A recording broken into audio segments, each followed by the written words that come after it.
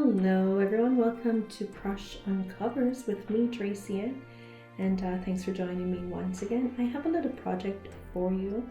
I found some envelopes that I had bought a long time ago, and I thought, let's use them to make a snail mail envelope project. And today I'll be illustrating flowers on them and doing the watercolors. Alright, so stay tuned, and please don't forget, check my shop out on Redbubble. That's where I put all my prints that I have my videos for.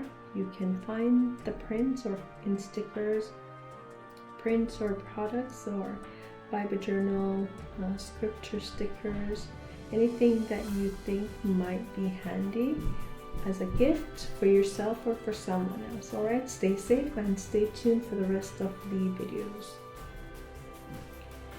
I also went on a walk and I saw these flowers, spring flowers popping up. So I just picked a few and I thought, we should try illustrating these and, just developing our watercolor skills. So you can try that too as well as a project for yourself. Right, so what I've done is added an insert into the envelope because I'm not sure of the density of the envelope itself, just to prevent any bleeding through. So I've mixed my colors and I'm using kind of a 3-shade green for the leaves, and then I go ahead and I added a background. Of course, I really love background. I just love the effect of watercolor that it gives on paper. So I've gone ahead and added backgrounds to all of my envelope projects.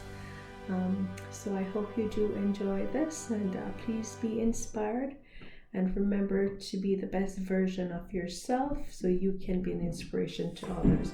Thanks again, and please remember to subscribe and check my shop out for prints, products, and any spiritual or, uplifting quotes that you might find on my shop for your journaling project. Ciao, have a fabulous day, and stay tuned for the rest of my other videos on the envelope snail mail.